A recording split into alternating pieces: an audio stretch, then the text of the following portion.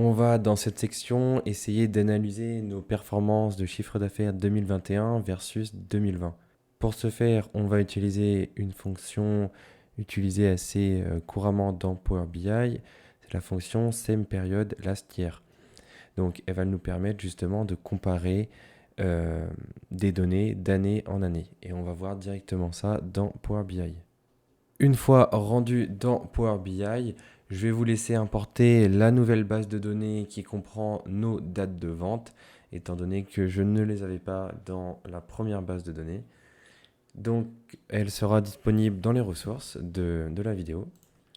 On peut commencer par effectuer rapidement un histogramme du résultat concernant notre chiffre d'affaires en 2020 et 2021, avant même de créer des formules DAX avec la formule Same Period Last Year. Donc, je vais venir ici dans l'axe des abscisses renseigner mes dates de vente. Et dans l'axe des ordonnées, je vais venir rajouter mon chiffre d'affaires. Donc là, comme vous pouvez le voir, on a mon chiffre d'affaires pour 2020 et pour 2021. On peut aussi, grâce à ce petit icône, descendre dans la hiérarchie. Et ici, on aura par trimestre. Ici, on aura par mois. Et ici, on aura par jour. Bien sûr, ce ne sera pas forcément lisible par jour, mais c'était simplement pour que vous sachiez qu'on peut faire ça dans Power BI. Donc, pour cette vidéo, on va créer une nouvelle mesure. Donc, on va effectuer un clic droit sur notre base.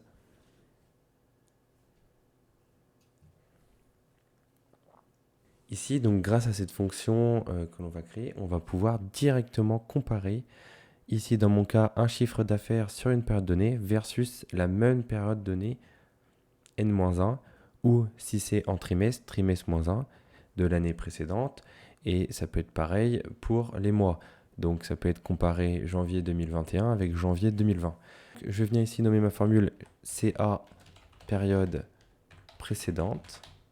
Je vais venir utiliser deux fonctions qu'on a vues précédemment, la fonction calculate et la fonction sum. Donc calculate.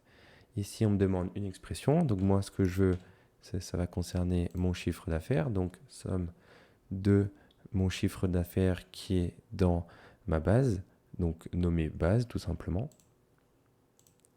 Je vais venir ici fermer la parenthèse de ma fonction somme et je vais rajouter une virgule. Et ici, on va utiliser la fonction same period last year.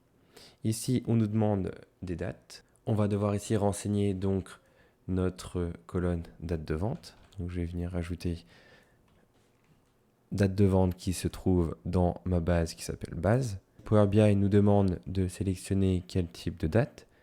Si c'est en trimestre, année, mois. Moi, je vais juste sélectionner le premier et on va voir pourquoi juste après. Donc, je ferme la parenthèse et j'appuie sur Entrée ici. Donc, il me semble qu'il y a deux parenthèses à fermer. On a donc notre mesure, nouvelle mesure qui est venue s'ajouter ici dans notre base et je vais venir tout de suite l'ajouter. Et ce qu'on peut voir, c'est qu'ici, Power BI nous incrémente la période précédente directement dans notre histogramme et on a un aperçu donc de la période précédente qui correspond au final à nos données qui sont ici sur 2020. C'est un ajout ici dans notre colonne 2021. On a aussi le chiffre d'affaires de la période précédente ici en année. Je vais juste changer de type d'histogramme et je vais venir sélectionner ici mon histogramme groupé plutôt, puisque c'est plus intéressant d'avoir ici deux colonnes séparées pour que ce soit visuellement plus parlant.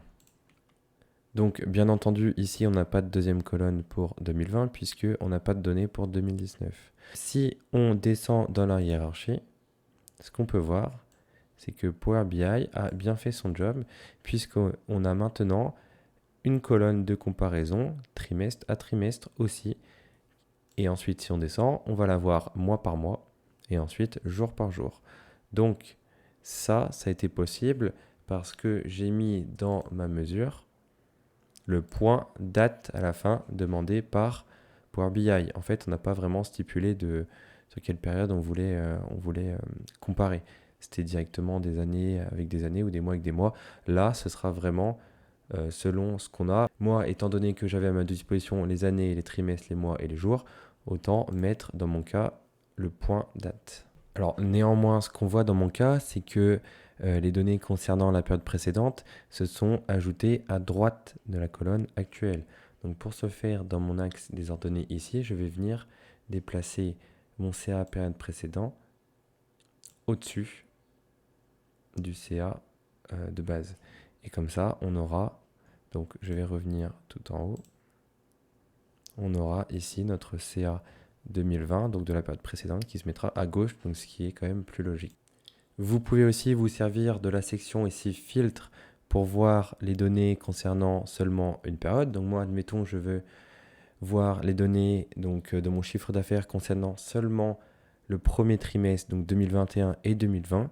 Donc déjà, je vais revenir ici. Et ici, dans mes filtres, Power BI nous propose de filtrer par jour, mois, trimestre ou année. Moi, concernant mes trimestres, je vais sélectionner le premier et on aura notre visuel seulement pour notre premier trimestre.